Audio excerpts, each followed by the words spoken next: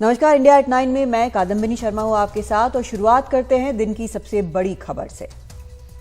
पाकिस्तान के पूर्व प्रधानमंत्री इमरान खान को गिरफ्तार कर लिया गया है। इस्लामाबाद की ट्रायल कोर्ट ने तोशाखाना केस में उन्हें 3 साल की सजा सुनाई, जिसके बाद लाहौर पुलिस ने जमान पार्क से इमरान खान को गिरफ्तार कर लिया। उन्हें अब इस्लामाबाद ले जाया गया है। इमरान खान अब अगले 5 साल तक चुनाव नहीं लड़ पाएंगे। इमरान खान का एक वीडियो भी सामने आया है जो गिरफ्तारी से पहले का है, जिसमें उन्होंने कहा कि वो देश को बचाने के लिए संघर्ष कर रहे हैं। इमरान खान की पार्टी पीटीआई ने इस मामले में अब लाहौर हाईकोर्ट का रुख किया है। इस्लामाबाद की अदालत ने तोशाखाना मामले में इमरान खान को जैसे ही दोषी करार दिया, 3 साल की कैद और 1 लाख रुपए जुर्माने की सजा सुनाई।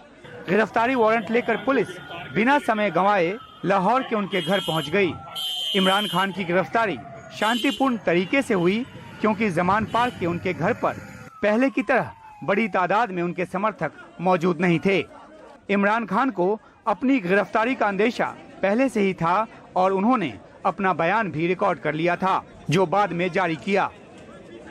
मेरे पाकिस्तानियों, जब तक ये पैगाम आप तक पहुंचेगा, मुझे ये अरेस्ट कर चुके होंगे और मैं जेल में होऊंगा, तो मेरी आपसे सिर्फ एक ही रिक्वेस्ट है, अपील है कि आपने घरों में चुप करके नहीं बैठना। पुरअमन एहतजाज आपने करते रहना है जब तक कि आपको आपका हक नहीं मिलता, और वो सबसे बड़ा फंडामेंटल राइट है, वोट के जरिए अपनी हुकूमत मुंतखब करना।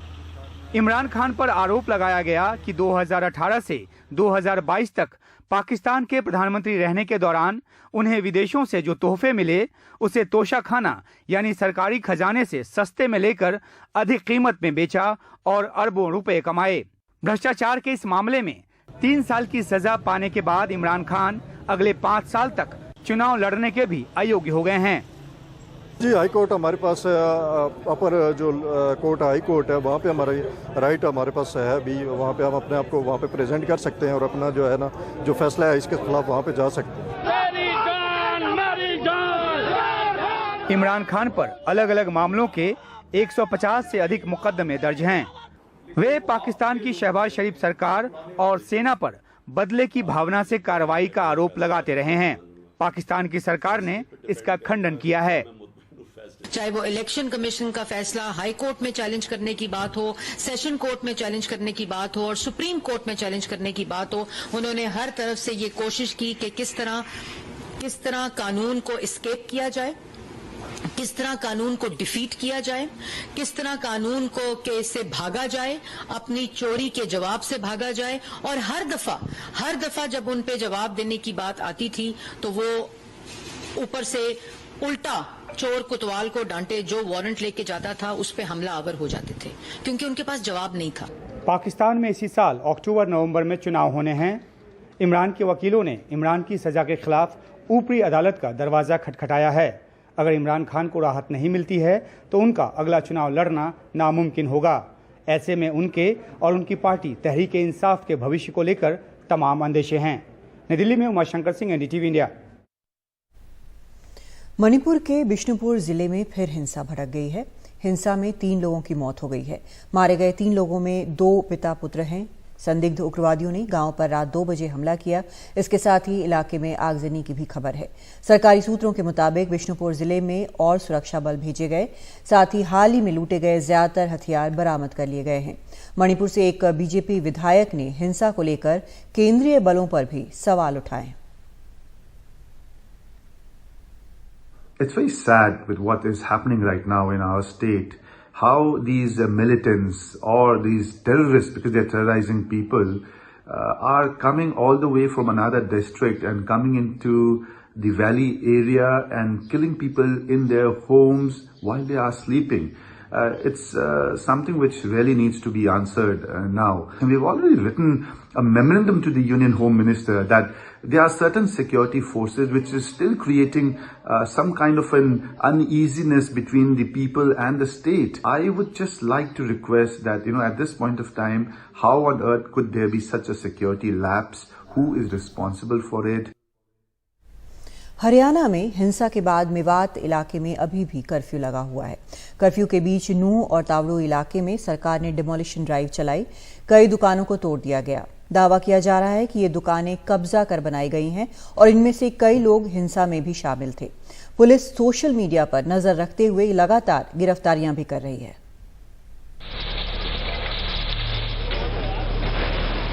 नूह में हिंसा के बाद शहीद हसन अहमद खान मेडिकल कॉलेज के सामने बनी करीब 60 दुकानों पर बुलडोजर चला और 45 पक्की और 15 कच्ची दुकानों को जमींदोज कर दिया गया। कार्रवाई इतनी तेज हुई कि लोगों को सामान निकालने का मौका तक नहीं दिया गया। इसी मेडिकल कॉलेज के पास हिंसा की शुरुआत हुई थी। कब से शॉप थी यहाँ पर? ये 11 साल से। क्या था, मेडिकल स्टोर था? मेडिकल स्टोर जी। अच्छा, तो ये कहा जा रहा है कि इलीगल जगह पे बना हुआ था या जो लोग हिंसा में शामिल हैं उन पर कार्रवाई हुई है? कोई इलीगल जगह नहीं है, कोई हिंसा में शामिल नहीं हुआ। 31 तारीख को मैं ही दुकान पे था सर। प्रशासन ने दुकानें बंद करवाई तो उसके बाद में आने ही नहीं दिया। तो आज आए सर, ना कोई नोटिस दिया हमारे लिए। कोई इलीगल जगह होती तो ये मेडिकल स्टोर है, इसका ड्रग लाइसेंस होता है, वो क्यों दिया जाता हमारे लिए अगर इलीगल होता तो ये सारा कुछ लीगल है, सब डॉक्यूमेंट्स वगैरह है, सब कुछ है। कोई नोटिस नहीं दिया। मैं शाम को भी यहाँ पे आया हूँ, कोई किसी भी प्रकार का सरकार ने कोई नोटिस नहीं दिया। प्रशासन ने भी ना कोई बताया है हमें। आते ही डायरेक्ट बुलडोजर चला जाए। 5 मिनट का टाइम सामान को निकालने का भी नहीं दिया गया।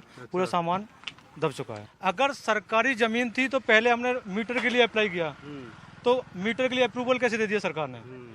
रेंट एग्रीमेंट बनवाया, उसमें रजिस्ट्री लगाई, फिर सरकार ने वो रेंट एग्रीमेंट कैसे बना दिया? करीबन एक दुकान का 40 लाख का सेटअप था, एक्सरे अल्ट्रासाउंड का। तो बड़ा नुकसान हुआ है। बहुत ज़्यादा नुकसान हुआ। नोटिस देना चाहिए था, नोटिस देते। और हमारे पास तो वो उनका रजिस्ट्री थी, उससे एग्रीमेंट हुआ था। उसी के तहत हमारा मीटर लगा था। कोई नोटिस दिया तो हम अपना सामान हटा लेते, नुकसान तो नहीं होता। मेडिकल कॉलेज के अलावा नूह के कई इलाकों और तावड़ू कस्बे में भी बुलडोजर चला और कई दुकानों में तोड़फोड़ हुई। इससे पहले 250 झुग्गियों को भी तोड़ा गया था। दावा किया जा रहा है कि बुलडोजर उनके यहाँ चल रहा है जिन लोगों ने सरकारी ज़मीन पर कब्जा किया हुआ है या जो हिंसा में शामिल हैं। ये डिमोलिशन वो है जो इलीगल ज़मीन पे, जो सरकारी ज़मीनों पे, फॉरेस्ट की लैंड पे, म्यूनसिपल की लैंड पे जो गलत तरीके से कब्जे कर दिए जाते हैं, उनको रिमूवल है।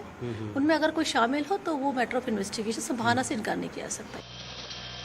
शनिवार को नूह में 2 घंटे के लिए कर्फ्यू में ढील दी गई, हालांकि इंटरनेट बंद रहा। हरियाणा पुलिस के मुताबिक पुलिस ने हिंसा को लेकर अब तक 106 से ज़्यादा केस दर्ज किए हैं। 216 से ज़्यादा लोगों को गिरफ्तार किया गया है। करीब 100 लोग हिरासत में हैं। सोशल मीडिया पर हेट स्पीच को लेकर 4 केस दर्ज हुए हैं। इस मामले में 4 लोगों को गिरफ्तार किया गया है। पुलिस हिंसा में साजिश को लेकर जांच कर रही है। अरेस्ट किए, उनसे पूछताछ भी हुई होगी। कोई कॉन्स्पिरेसी इसके पीछे लग रही है आपको या कोई ग्रुप्स इसके पीछे हैं? देखिए, इस संबंध में जांच चल रही है और SITs अपना काम कर रही हैं। क्योंकि ये शुरुआती दौर है जांच का, तो इस समय मैं कोई भी इस संबंध में कमेंट नहीं दे सकती। मैम, पाकिस्तान से भी कुछ लोगों ने यूट्यूब पर अपने वीडियोस डाले हैं, तो क्या कोई पाकिस्तान कनेक्शन भी इसमें आपको नजर आ रहा है? मैंने आपको बताया कि जांच अभी चल रही है और कोई भी इस समय कमेंट देना उचित नहीं है। मेवात और आसपास के इलाकों में हिंदू संगठनों की एक शोभा यात्रा के दौरान हिंसा में 6 लोगों की मौत हो गई थी, जबकि 100 से ज़्यादा लोग घायल हैं। मेवात इलाके में पिछले 2 दिनों से कोई अप्रिय घटना नहीं हुई है। हिंसा करने के आरोप में कई लोग गिरफ्तार किए जा रहे हैं और साजिश की जांच चल रही है।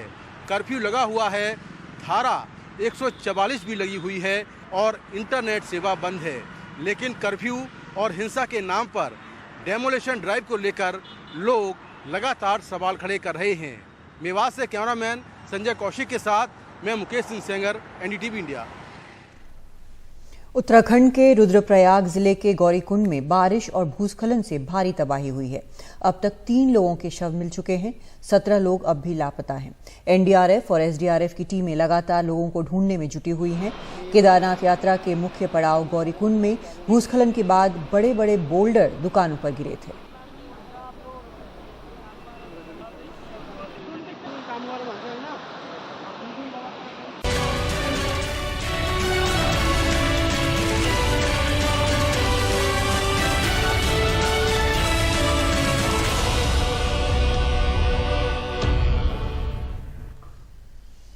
चंद्रयान 3 ने 22 दिन के सफर के बाद आज शाम चंद्रमा की कक्षा में प्रवेश कर लिया।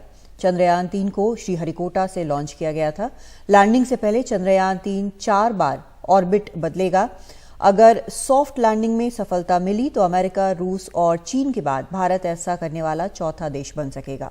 अगर सब कुछ ठीक रहा तो 23 अगस्त को इसकी लैंडिंग होगी।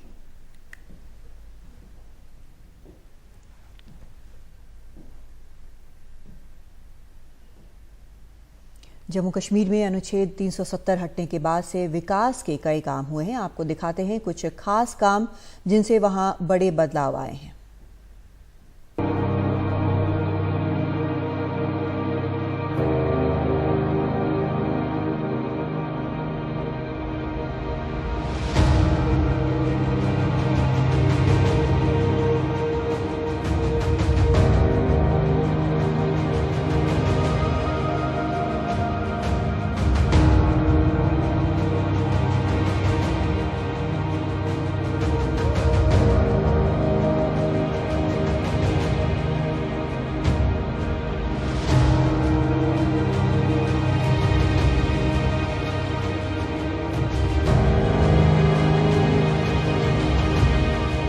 हालात काफ़ी सुधर गए यहाँ पे, लॉ एंड ऑर्डर काफ़ी इम्प्रूव हो गया यहाँ पे।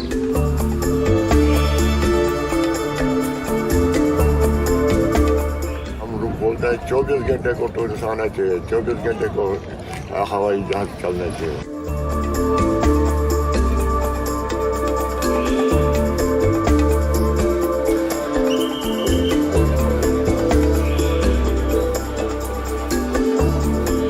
One crore and 88 lakh people, which is the highest ever since independence 1947, have visited Jammu and Kashmir.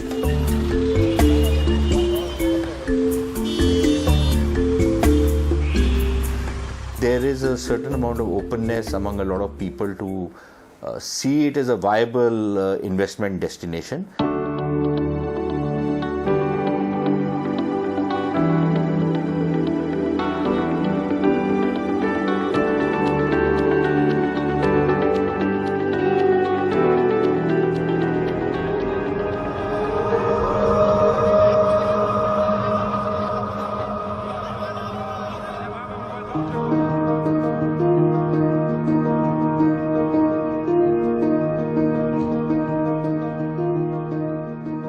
तो बहुत है, बिकॉज हमको लगता है अगर ये ट्रैवल एडवाइजरीज हट जाएं और हमारे को डायरेक्ट कनेक्ट मिले एक बाहर के वेस्टर्न कस्टमर से, उससे एक्सपोर्ट का पोटेंशियल जो अभी तक हमने स्क्रैच भी नहीं किया है सरफेस पे, उसका बहुत ही पोटेंशियल बहुत ज़्यादा है एक्सपोर्ट का यहाँ से।